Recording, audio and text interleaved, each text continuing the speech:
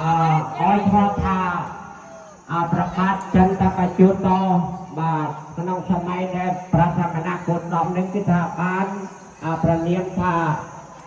ចិនតបច្ចុប្បន្នចិនតបច្ចុប្បន្ននៅក្នុងសម័យដែលព្រះសម្មាសម្ពុទ្ធនេះគឺថាជារឿងដើម្បីបរញ្ញាអធិប្បាយឲ្យពុទ្ធបរិស័ទញាតិញោម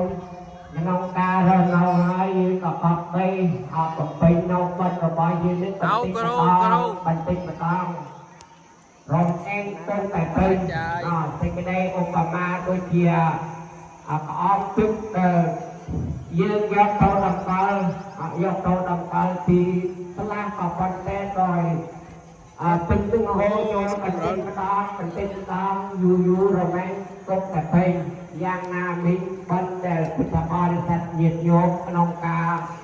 សន្សំយូរទុកតែពេញហើយក្នុងជាតិទៅតាមមុខយើងនឹងត្រូវបានទទួលនៅផលដែលយើងបានធ្វើនៅក្នុងបច្ចុប្បន្នបាទដូចជាអនាគតនៃយើងបាទនេះជាការប្រសពផ្សាយនៅប្រធមដើម្បីឲ្យពុទ្ធបរិស័ទញាតិញោមក្នុងការរស់នៅក្នុងការពិចារណាឃើញនៅសេចក្តីសុខបាទសេចក្តីសុខសេចក្តីចម្រើនរបស់មនុស្សយើងគឺថាមាន6យ៉ាងបាទข้อที่1ពុទ្ធបរិស័ទញាតិញោមក្នុងការសិក្សារៀនសូត្រនៅព្រះធម៌អាវិន័យរបស់ព្រះសម្មាសម្ពុទ្ធបាទข้อที่1ข้อที่2ត្រូវបំពេញនៅសច្ចធម៌បាទសច្ចធម៌នេះគឺថានិយាយឲ្យទៀងត្រង់ពិតប្រាកដមិននិយាយពុទ្ធផលនាំឲ្យចោលមករបស់យើងបាទហើយข้อที่3ត្រូវមានសទ្ធាយតរៈទេអស់ខាងនេះគឺថាយើងត្រូវមានសទ្ធាច្រាស់ស្លាក្នុងការរស់នៅបាទข้อที่4ដែលហៅថាបញ្ញាប្រែថាការដឹងច្បាស់ក្នុងអង្គសង្ខារនោះមាននេះមានអនិច្ចំទុក្ខំអនត្តានេះជាធម៌សម្រាប់ឲ្យពុទ្ធបរិស័ទញាតិញោមទាំងឡាយក្នុងការពិចារណាបាទដល់ข้อที่4ข้อที่5គឺថាវិរិយេ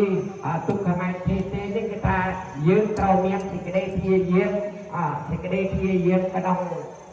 ការបំពេញនៅបិណ្ឌរបស់យើងបាទដល់ข้อที่6ដែលហៅថា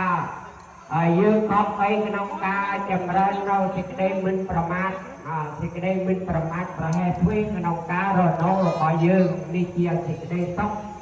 សម្រាប់ឲ្យមនុស្សយើងក្នុងការរស់រានមានជីវិតដើម្បីប្រតិបត្តិហើយជាសេចក្តីសុខសេចក្តីចម្រើនជានិរន្តរឡើងទៅ